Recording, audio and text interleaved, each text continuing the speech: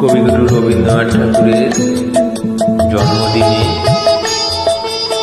আসুন আমরা সবাই এই গানটি গিয়ে ওনাকে শ্রদ্ধা জ্ঞাপন করি।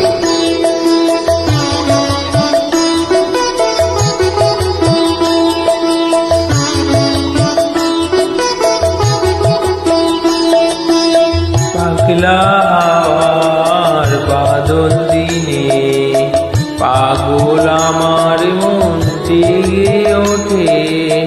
পাগলা হাওয়ার বাদল দিনে পাগল আমার মন জেগে ওঠে।